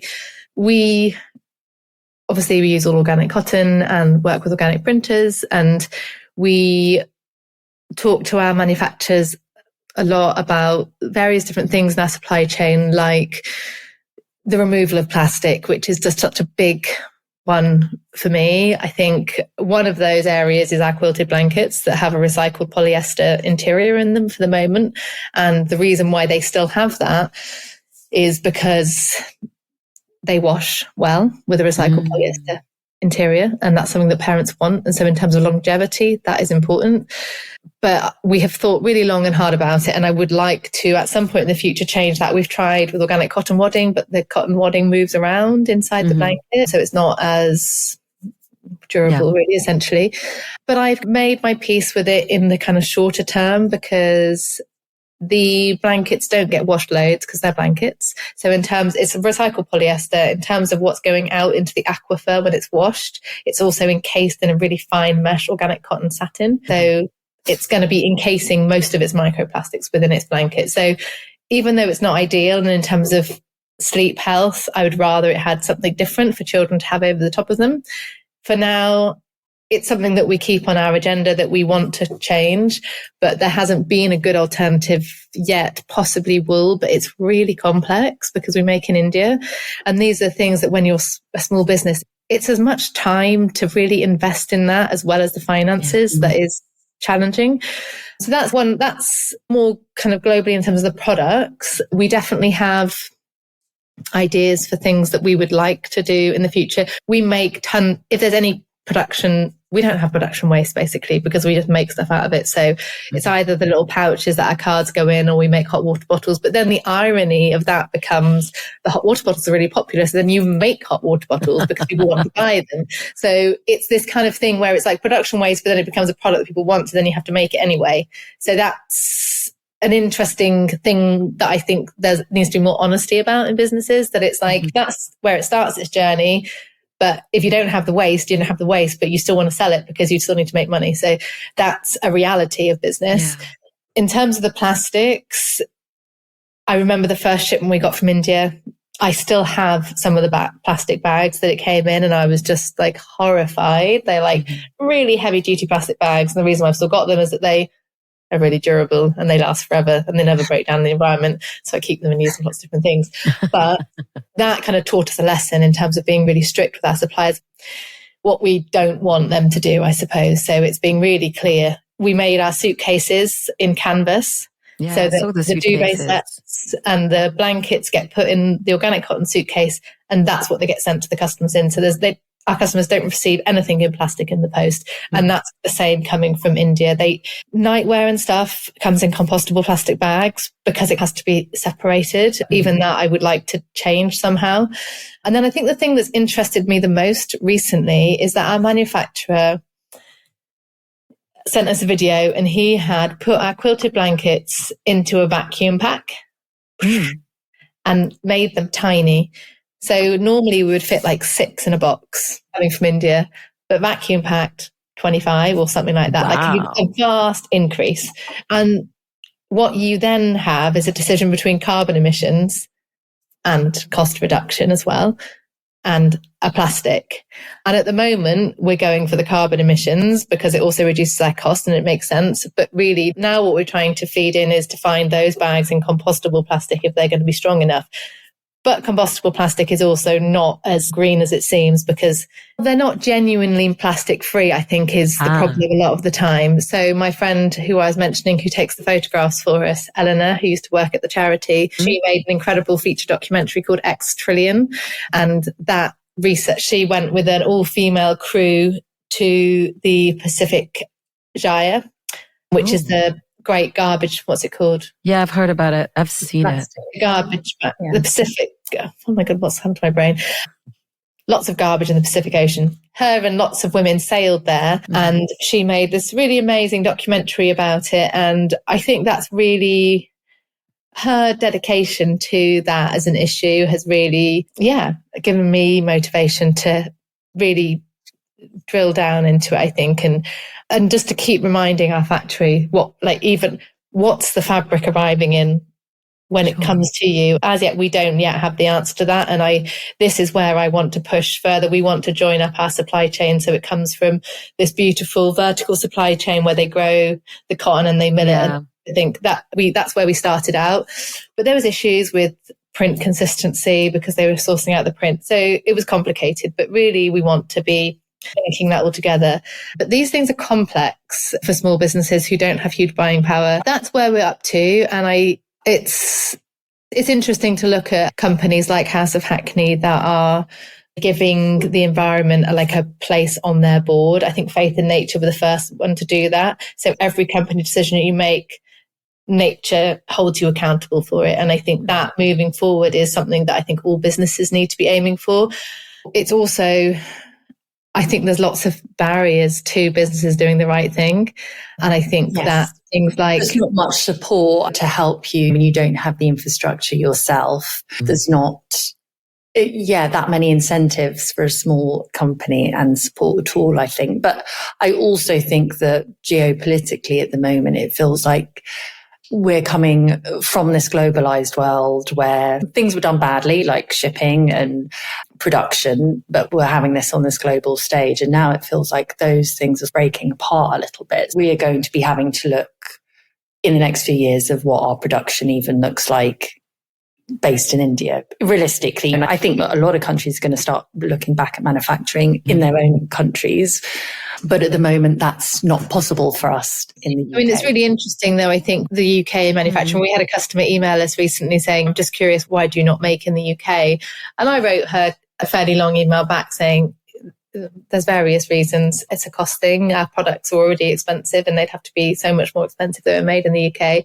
But also the reality is, we don't grow cotton in this country. Yeah. As much as I would love to have a product that was made closer to home, that's where my heart resides, in more crafty kind of things like that. But it's not a reality for the product that we've designed. Sure. Yeah. I think that's interesting. You should say this, because I think that there are some countries that are the best in the world at one particular thing. And I think India really owns the craft around cotton. Yeah. And the craftsmanship that comes out of India is just absolutely amazing and exquisite. And I'm not sure how many factories in Europe, not even just the UK, would be able to produce anything that looks remotely like what you offer. Yeah, exactly. I think it's just staying on top of, or keeping on asking the questions within your own supply chain and of your manufacturers of where you're up to and stuff. Because I'm thinking we're launching wallpaper this year, and that's been a long time in the coming. Yes, it's really exciting, but we have been, me particularly, I've been dragging my heels, because although you can get a pure wood pulp paper, it doesn't have the best finish and it isn't going to stay on your wall for as long. And so the best paper that all the best wallpaper companies use has a certain amount of plastic within it. And that has been really bothering me deeply. We've just been talking to the manufacturer again, and is there anything coming down the line that isn't going to have plastic in it? And he said, okay, there is one that's coming that's going to have 70% recycled plastic in it. I'm like, why is it taking this long? There will be something in the next few years, but as many businesses like ours asking those questions, keep asking. It's the consumer. If the consumers keep on asking, you are the client. Yeah, exactly. So it's just keep coming back. And I've asked that question many times, but I will keep asking it until it's a yes. They will only ask it of the manufacturers if someone's asking them. It's to recognize in your own small way where you do hold a little bit of sway, I suppose. I was going to say power, but yeah. Maybe power. So completely different track, but I love cooking. So I have particular stakes in there. I heard that you're launching a cookbook with your newest collection. Tell me more about that. Yes. So our new collection is called Once Upon a Feast. And it's a bit of a departure from our other collections, actually, but in a way, not at all, because what it does is one side is an afternoon tea setting and is actually very pretty in a way. And then the other side is this magical midnight feast. And my son's favourite of all of Alice's drawings so far. But the afternoon tea is made up of foods where an element at least could be found in your garden or your hedgerow. And the idea of that collection is that it, like bedtime, is this really unique, special time in family life, I believe, and I don't think everyone agrees with me, but that meal times also are a really special time in family life. I do love cooking. I definitely get cooking fatigue like every normal person, but I do love it. But meal times in our house are really, that is, we always eat together every breakfast and dinner and lunch if we're all here. And so the idea for the book is that it's centered around afternoon tea and kind of feasting, but it's the same as the afternoon tea. So it's elements that you could pick from your garden or from the hedgerow to include in delicious treats that children enjoy making. And I'm keen, I'm still finishing it off at the moment in terms of the final recipes, but I'm really trying to make sure that there's some healthier options in there, because I've been on a whole health journey myself and I was raised eating organic food and healthily, and I don't really want to be encouraging huge amounts of sugar intake. But the recipe book is designed to encourage children to, I guess, just be more flexible cooks, because it's so great when you're in the kitchen to be able to say, I haven't got this, but hey, look, there's this. And that really feeds into what's available in terms of the season. So the easiest example being a sponge cake, which I think you can adapt your sponge cake so easily to any season that there is to make it just a little bit more delicious. For example, you know, if it's the height of summer, you chuck some raspberries in it. If you've got raspberries, just chuck some blackberries. As it goes into autumn, maybe layer some apples in the bottom of the pan, or it's very simple things. If you haven't got anything at all in the depth of winter, go into the spice cupboard and get some caraway or some cinnamon and bits and pieces like that. And then little fun things like making you can make like your creams, make a little cordial to make your cream go pink and for the icing of the cake and stuff like that. So it's fun. But the idea is, it's got little, like the characters that are on the Midnight Feast, they're cooking like a birthday party. So there's little stories woven into the recipes as well. They were waiting underneath the raspberry bush for it to ripen, and then the blackbird came and stole the raspberries. So they've got the swan to come and fly them up to the cherry tree to pick some ripe cherries for the top of the cake instead. So it's a bit sweeter and maybe not as in-depth as some of the other storytelling, but it's like a different tack. And I think that's what's really nice for Forivor, is that we can... I think we're a concept brand, so we can go, okay, this is what we want to explore. And so this time we've got tablecloths and napkins and baby bibs, and it's fun. It's like a really fun imagery, I think, as a collection. And going back to what we were talking about, what is Forivor about, and this really, it's a sort of ode to children's imagination and the idea of a midnight feast and what it means. Although we've realised that a midnight feast is quite a British thing in a way and isn't necessarily universal. The idea that you would do something when your parents were asleep and you'd go down and you'd help yourself and make this amazing food that you weren't allowed in the daytime. But so innocent, but again, on the fringes of what is considered naughty when you're a child. So in lots of ways, it's a celebration of that. But we will be looking at the connection of obviously cotton agriculture and food agriculture, because obviously they're coming from the same place and soil, and how important that is. So that's where, it will be different, but I think that's where we'll be able to touch on some of the things that we want to connect the dots up for, not just for children, for adults. I think a lot of adults don't think about that either, you know, where your sleeping comes from. I did a nice talk in my children's school recently, actually, with this kind of idea in mind, which was, what does a t-shirt and a tomato have in common? And the children were like, they're both red. And I was like, maybe. if the t-shirt's red, maybe they're both red. But it was actually really incredible in terms of what we were talking about before, because I said, I've taken some cotton sticks in with me, and they looked at them and I was saying, your t-shirt comes from the ground just like your tomatoes do. And we're making tea towels with the school, and I had called up the manufacturer of the tea towels, and they'd given me this kind of breakdown of where the tea towels had come from. And on a big map in front of the children, I was like, so the cotton is grown in America, and then it's put on a ship to Pakistan. Need to remember that. And then it's where it's woven into a fabric, and then it's shipped all the way to the UK where it's printed and made into a tea towel. So it's like literally gone like around the world and back again to come to you to get a tea towel. And I was like, every product that you wear has probably done a similar journey. So I think it is, in terms of kind of food for thought for the collection, like that will be within the book. This full cycle idea, it needs to come out of the ground and go back to the ground. Like all the things that we wear and use should be able to have that journey. It should be full cycle. And obviously at the moment, our quilted blankets can't go back to the ground because they've got recycled polyester in, but it's really important that we can also say that to our customers. This is one of our products that can't do that at the moment, but hopefully in the future it will be able to. So, yeah. Yeah, as a consumer, I actually really like to have the full information, and I prefer to hear where people can't yet do everything that they want, but that they tell me and that it's clear. Yeah, I feel more connected to brands that tell me they can't get it than to those that are pretending that they're doing everything right when it's blatant that they're not. And it's interesting, that dichotomy, because my coach, Martha Beck, she likes to say that our bodies are truth-seeking machines. We have this innate system to filter out the BS. And so when I hear you say that, I hear the truth of what you're doing.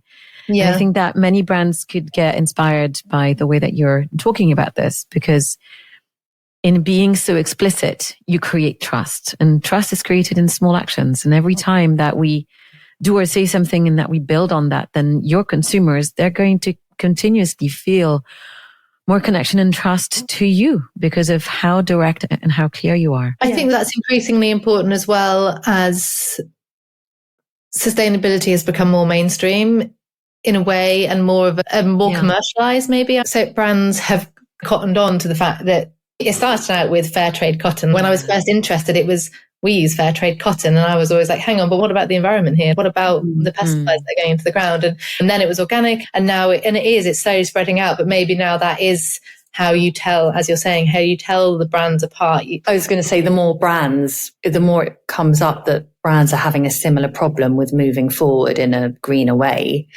then that's a shared problem which becomes more highlighted, I think. So it's showing the gaps in where small businesses struggle to get support, for example. So if we're all a bit more honest about what those issues are, we're probably going to find the government solution or help more quickly. Yeah. One of the things that's always really surprised me, and I am sure I just don't understand the politics of this enough, and there's a reason why, but it feels like when you do the right thing and you source properly, or doesn't feel like it's a reality, when you import products into your country, and you've paid already a premium for it to be organic and printed on an organic factory. So you've paid a premium at that point, that then when you pay your taxes on it coming in, you are then paying a premium, which you then have to pass on to the customer. And those premiums just carry on. Whereas there's, I don't know loads about it, but there's a generalized system of preferences where you can get preferential trade tariffs for certain countries. But why does that not exist for companies that are sourcing in a way that is protecting the environment? And I think that's an interesting question. Yeah, and I don't know the answer at all. And I remember I did ask it to my old boss at EJF actually, and I think about it often, but I still don't know the answer. Did you ever see the documentary called Fashion Reimagined? No. I believe it's available on Sky. I can send you the link after. I remember feeling really miffed because it was going to air in cinemas in the UK and not in Switzerland. Yep. A couple of journalists I like and follow in the UK press wrote about it, and I was like, So in the end, I took it upon myself to get the film screened. So I paid for it to get the documentary screened in Geneva.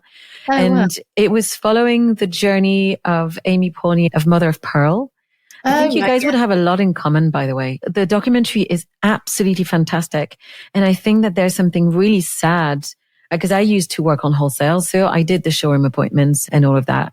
And you can tell how difficult it is in front of the clients, whether it was Bergdorf or Saks or whoever it was in front of them, to actually explain the price because of how the product was sourced, because of the fact that everything was made organic, because they had met and visited every single factory. And yet it's still very hard to actually sell that and then for the product to then reach the consumer. But what was fascinating though is that after the screening, all of the people that I'd invited, and it was 30 of us, were completely obsessed by the brand. I had a friend who was like, I need to screen this at my kids' schools. The teacher needs to know this. The kids need to see this. And there can be such passion that can come out when the general public get to understand the reality of how things are made. Anyway. Yeah. I think that the reality of how things are made is, fascinating and someone posted infuriating. Like yellow sponges with the green top you get. They're plastic, basically. Oh, yeah. It was a video of people making those. And we know how things like that are made, but seeing something with all the different chemical processes into the sponge that you use to wipe your dishes with. It's not that I was innocent about those things, but it was still an eye-opener because we just don't think about things like that a lot of the time. Yeah. So one of the things I wanted to ask you since I discovered your work is, how important was it for you? Was it something you were keenly aware of, that your personal friendship was going to be part of the story of Forivor? Well, I think we didn't know because we didn't start off as friends. I think in a way, I always think that if we had been friends first, I don't know if it would have worked. And that sounds really weird because we have become such close friends. But I think that there's something very special in the dynamic of it started out as business, which sounds like a weird thing to say, but it did start out in a kind of professional world. But our friendship is eternal now, for sure. I think we thought we will be friends, maybe. And I don't think I would have gone into business with you, not thinking we were going to get on. But and how is that now important to Forivor? I think it's critical to Forivor now that we are friends. And I like companies where I can see the people and the humans behind them. I think Alice and I are both reticent to be too forward in our sort of outward facing things. Like we don't want to be like talking to camera or Instagram and stuff like that. That's not us. Yes. But I still think nevertheless that we sort of in a gentle way enjoy interacting outwardly too. Like it was really nice to be invited to do this because I think I think the trust between us means that doing stuff like this is fun to do together. I'd probably feel quite nervous if I was doing it on my own with you, but knowing Alice is here is reassuring. So I think it's a really important part. And I think you sacrifice a lot for a business. And in one sense, if you can't have the kind of business and the dynamics in the business that you want, what's the point? So to me, I've always felt like work has felt like hard work at the times when I haven't been enjoying who I've been working with. And it normally feels much more pleasurable and inspiring. We choose to work with people that we really like as well. And I don't think that will ever change. I think who you surround yourself with is paramount to me. We talk quite a lot about the business. We're not interested in a business for the sake of making tons of money. We want to have a nice lifestyle, definitely. And we're not there yet, but we hope that's where it will take us, that it will afford us to live in the way that we like, not in any kind of crazy way, but in the way that we like, but that it's not a business to endlessly grow. Or I met someone the other day and he'd built and sold already a couple of companies and was building more companies to sell them. And I was like, wow, I'm like really curious as to how you do that. I don't want to sell my company at all, but I'm curious at how you build them, like that kind of different dynamic with it. So yeah, sorry, that was a tangent, but yeah, the business is there for us to enjoy our life within it, not for us to serve the business, if that makes sense. I think that's an important definition. Thank you. I'll reflect back to you that not long ago, I discovered a really interesting company. I met the two owners, a husband and wife, and I was very interested in what they were doing. And so I went to their website the other day and I looked for the About Us section and there was nothing about them, but I had met them and they were really interesting people. And they seemed also so genuine and compassionate and they seemed to have a very interesting mission. And yet they were nowhere on the site. And I think that having had this example only days ago, and then gone back to your website yesterday and reading how each of you wrote about the other, which I thought was very wonderful. It gave me a very warm and fuzzy feeling about the company. Oh, that's good. That's nice. In a way that did not matter whether or not we were doing a podcast. I think for any person that will stumble across the work that you do and the beautiful products you make, it felt to me that there was a tangible, it's funny to say tangible because I'm touching my heart and pulling transparent energetic string. There's nothing tangible about this, but it felt like then there was a sense of connection. Yeah. I wanted to say nice. Really, that I felt was very unique as to how you present to the world. That's really nice because we did that only in the last few months, didn't we? We did have an About Us section, but we rewrote it recently. Yeah, so it was a bit formulaic and a bit scarce. And I also just thought if we write about each other, we won't be embarrassed to say how great the other person is. you know, it's more uncomfortable to write about yourself. But different things to say about, and then we don't have to be embarrassed, but we're still pushing the things that we know are maybe positive about, whether that's our backgrounds or our aspirations for the company. So it felt like a less cringy way, I think, of approaching that page. I totally get that. Yeah. And then the last question I want to ask about this is, what is the vision 10 years into the future? What would you love to see happen? And I'm specifically not talking about growth. Yeah. And it's such a good question because we were talking recently and I was saying when you're in the eye of the storm, which I think sometimes it feels like at the moment, and someone asks you that question, it takes you back because I think you stop thinking about that because you're so focused on, we're doing another trade show. We've got this collection to do. And it's a really important question to sit back and ask yourself. And I think that we although we've said earlier that we're not into that material innovation and that sort of thing, I think that once we get to the point where we can think about that a little bit more, that's definitely something that will be really important to us. I don't know what that looks like yet, but I think it's something that we both want to explore more once we can. I know that I would like to explore how we can live beyond product as well, in a way, because in terms of sustainability, I would say that a core part of sustainability is our concept and what we want our product to achieve when it's out in the world, living its best life with all those lovely families.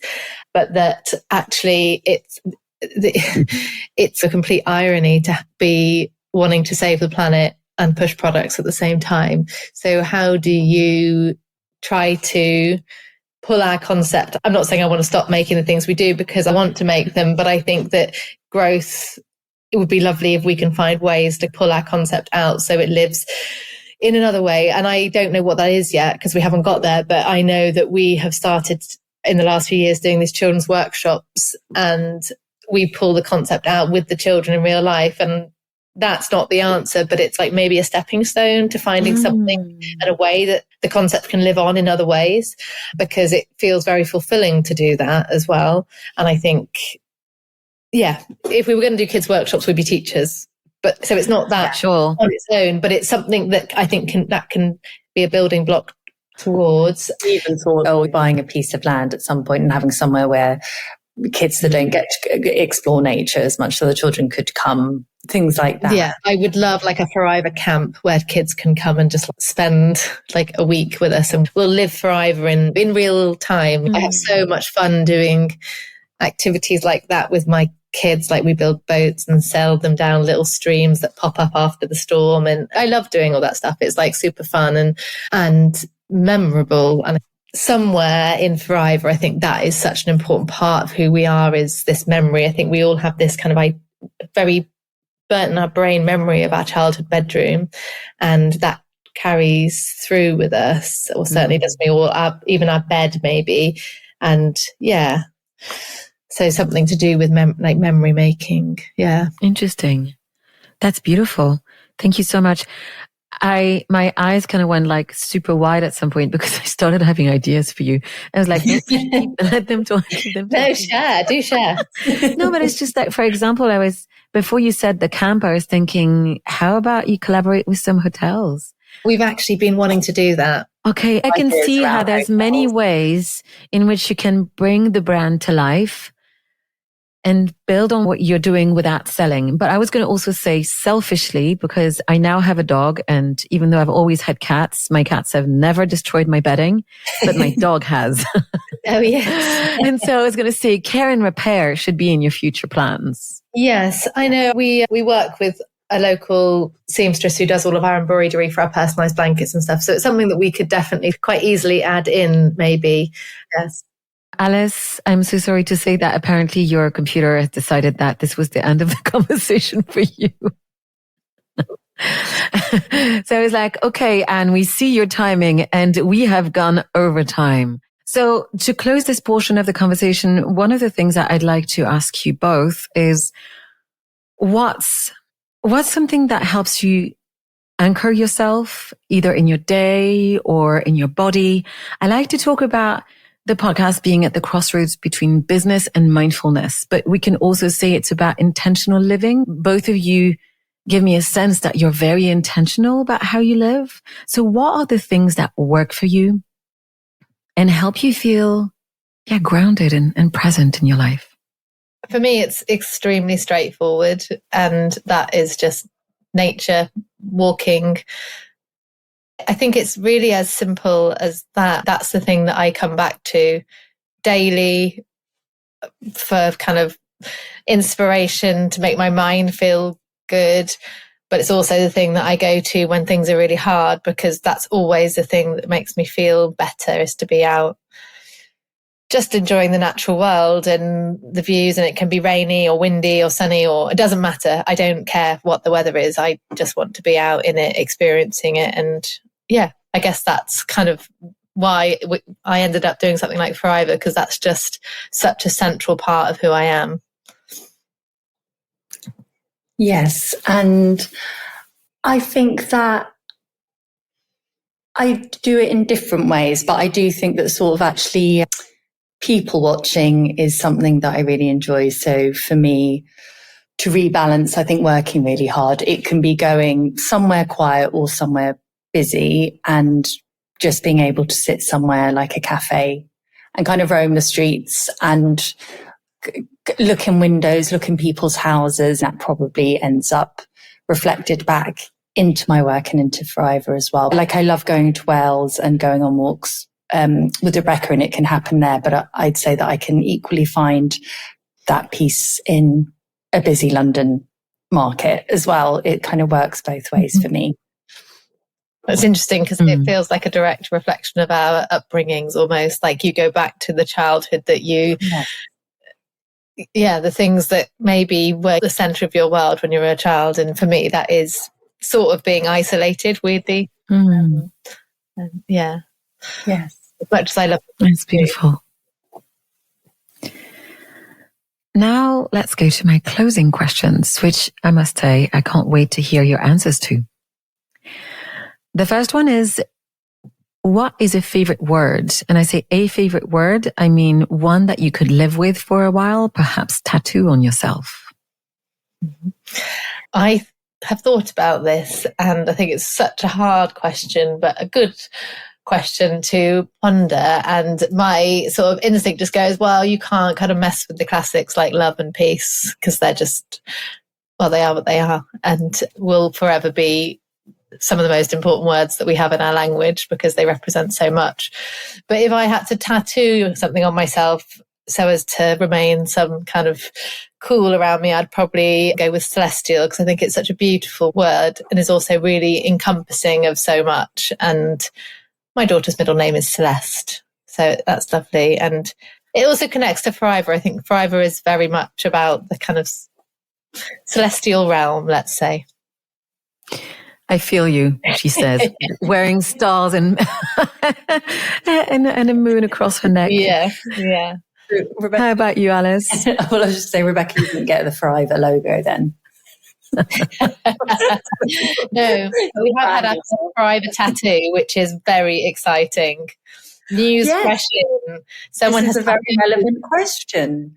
Yes, tattooed a private rabbit on themselves. Wow. Yeah. That's really cool. That is really cool. I'm so glad you shared that. So she said it was because she had enjoyed wrapping her son up in the swaddle so much when he was a baby. And now they still use the swaddle for storytelling and the cards for storytelling. And so that rabbit just represents so much to her that she tattooed it on herself. The testament to what you guys have created, that's absolutely wonderful. I know, it's quite beautiful and emotional, actually. Yeah, it's very touching. Yeah. Alice? I actually love the word rigmarole. I love the sound of it. And I called an old piece of artwork I did years ago rigmarole. And I think it can be thought of as something negative because it's about the conundrum of something, I suppose, or that it's a bit of a pain. But I think it's also about a kind of undisclosed narrative as well, or something that's open. And it sounds very British and sort of funny as well. I think it's quite a kind of humorous sounding word. So I think I'd get that tattooed. It does sound funny, actually. Yeah, it's a good word. What does connection mean to you? I think comfortableness, I think, in a way. I think connection to people means that you can be at your most vulnerable and exposed, but not feel judged by that. So I think for me, I really cherish the people that I can feel connected to in that way, because I feel that there's an acceptance there and you're not disguising anything. So for me, and that's intimacy, I suppose, isn't it? A connection to things, I think, is something more complicated and really specific to each of us. But the things that I feel connected to, I think, are the things that quite often make me feel I wish I'd done that. but not in a bad way, because then you're kind of in awe of something. And so I'll feel a connection to it because it's obviously excited and stimulated me in a way. But I can also feel that, oh, that's so cool. I wish that I'd done that too. But then it will inspire me to want to do something like that. Oh, thank you. That's inspiring me. Yeah, me too. Me too. Yeah, it's funny. Connected, as I think I see it in a couple of different ways as well. And the first thing that came to my head were actually, weirdly, again, the words love and peace, because I think that those are the things that you feel when you feel connected to someone, which is so really the same as what Alice is saying, is that feeling of comfort. But I also guess again, in the kind of celestial realm, I would say being connected in that way for me, particularly living through hard experiences that I've had in the last few years, having breast cancer, I think it's somehow opening yourself up to connecting to like a different plane maybe, of like being open to things that come to you. And I had experiences that made me feel connected in a bigger sense to the world around us, that were quite otherworldly, and taking signs from things that gave me comfort, which all sounds a bit hoo-ha, but I think in those moments, those feelings of connectedness really mattered to me. And I guess, I lost my dad, who Forivor is named after, when I was quite young. And I think that plays into that as well. It's somehow being open to another realm of connectedness. That's not explained very well, but I think maybe it makes sense if you know what I get that. Yeah. I think that when you say a different plane, yeah, it feels like an openness to everything we don't understand, to everything greater than ourselves. That's exactly what I mean. Exactly. And I think if you lay yourself open to that, then you can find connection. I guess we're talking on a spiritual realm, maybe here more so. I wouldn't consider myself to be religious, but I would consider myself to have a spirituality in ways. And when my dad died, I went into Notre Dame Cathedral, and for some reason, that's where I felt connected to him at that time. I don't know why, but how chic of him. I love it. He's like, darling, if you want to feel me, come to Notre Dame de Paris. Yeah, exactly. Congratulations, Iva. Yeah, exactly. So yeah, it's funny. Yeah. That's lovely. Thank you so much. So the hardest of all my questions is, what song best represents you? Oh, such a lovely question. I would probably go with the Beatles' Blackbird, as it's just something that my dad always used to sing when we were younger, and my brother was obsessed with the Beatles. So we always used to pore over the Beatles lyrics anthology book when we were younger. It's not that it's a song that represents me but it's the one that, I feel most connected to, if we're talking about connection. Thank you. I find these questions really hard when it comes to choosing a song. And I think you almost have to go back to something that's a classic, something that's from your childhood maybe, because that stands the test of time, whereas other music we might go in and out of. So I would choose Eric Clapton, Promises, because it reminds me of driving with my family in South. And it's a really beautiful song, although the words are just really sad. But I'm one of those people that doesn't listen to the lyrics. I just listen to the song. So that doesn't bother me. I just like beautiful songs. I think that's a good point. When I asked the question, what song best represents you, it doesn't have to be about the lyrics, right? It's got to be about the emotion that's calling out to you. And as we said before, the connection. I'm the person that always gets the lyrics wrong when they sing the song. That's me. Well, I'll tell you what, because I didn't speak English when I first learned a lot of songs, I also get most of them wrong. And it's funny because I used to be a singer. So it's a few embarrassing moments. It's a good read. So what's the sweetest thing that's ever happened to you? I'm going to pick something from very recent memory because it's just something so sweet that happened, and actually that was so sweet that it ended up as an illustration that Alice did. We were in our yard and we get lots of red kites, the birds, red kites flying above us here. And we see them all the time. But I'm the person that points out trees, birds. That's just who I am. Oh, look at that tree. Look at the nice flower. Look at the nice bird. And I pointed up and with my son, I was like, oh, look, red kite in the sky. And he went, oh, yeah, but where's its string? And he's 6 years old. So I don't know how long he's thought that red kites are actual kites flying in the sky, but it literally made my day. And so Alice then drew that, which reminds me that the other sweetest thing that happened with my daughter was that for a long time, she thought that sausages were pig's legs.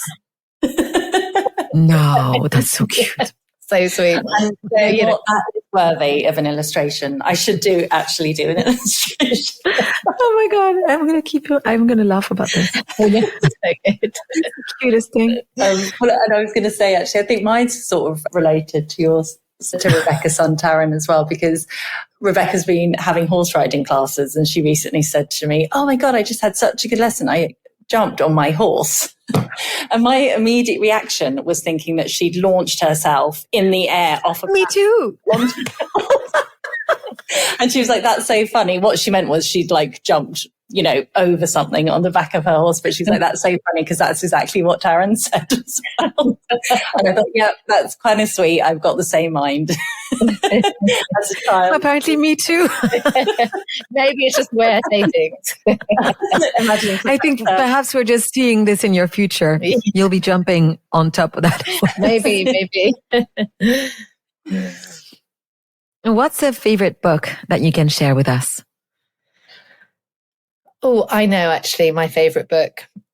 My Family and Other Animals by Gerald Durrell is absolutely the book I would take with me to a desert island. It's amazing. I don't know if you've ever read it, but it's a family going to Corfu to live, and Gerald Durrell it's a real story, actually. And have you read it? No, but it sounds wonderful. It's really great. So it's quite an eccentric sort of family. It's just the mum and the sons, and they go and live in Corfu, and they just find a villa to rent, and he just collects animals, and they go and it's this amazing kind of Mediterranean experience from London, from these London children. It's great. Amazing. I would probably choose a children's book. It's called Magical Changes by Graham Oakley, who you may not know, but he did lots of very detailed illustrations of cats and mice that lived in a church, which was amazing. But this book, each page is split into two.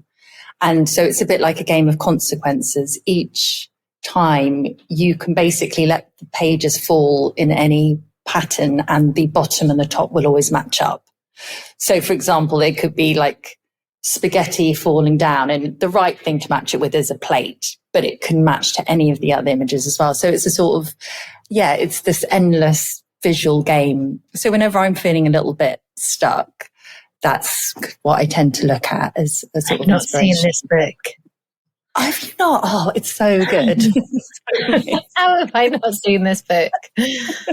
Yeah, it sounds absolutely hilarious, and also for some reason now I can see it in my head. Yeah, I can really see it in my head as well. Yeah. Huh. No, that sounds amazing. I want to see it. You have to show me. Yeah. Now, imagining that you can step into a future version of yourself, what most important advice do you think future you needs to give to present state you? Oh, that's a good question.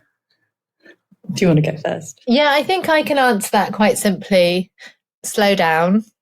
It is probably the best thing. And I think slow down and value the people that you love and love you back, which I do anyway, but I think there's particular reasons why that feels relevant to me.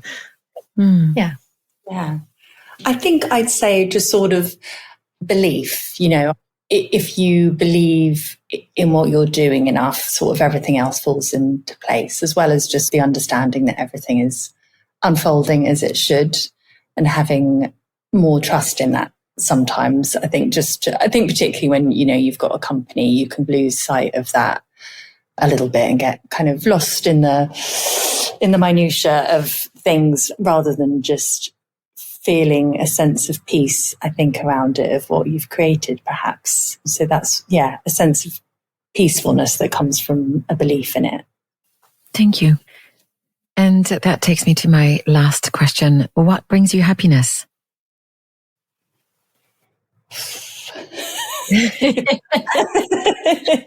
Alice? Laughter, I think. And that being able to carry you through good times and bad times. But I think, and laughter around a table with friends, ideally. Yeah, I would say that's something that always delights me and brings me great happiness. And I'm going to give you the same answer as another question, which is nature, going on a walk with my family with a picnic in our rucksack and a Forivor blanket, almost definitely. And I'm not just saying that, it's heading off into the wild with, I remember when I was a kid, I just wanted to pack a knapsack, like a triangle of fabric with like enough stuff in to survive a day and head out. And that's still just what I want to do, is just head out into the wild with a rucksack and flask and a bit of cake. Mm. Can I also reflect back when you both started laughing before you answered the question? I kind of felt this vibe that also what brings you happiness is each other. Oh, definitely. It was just very alive visually for me in that moment. Yeah, no, we are so lucky that we get to enjoy each other's company. And so actually on a walk in nature, laughing together is probably when we're both happy. But do you know what? We were up late baking scones at nearly midnight with loads of stuff to do the other night. We're still having a good time.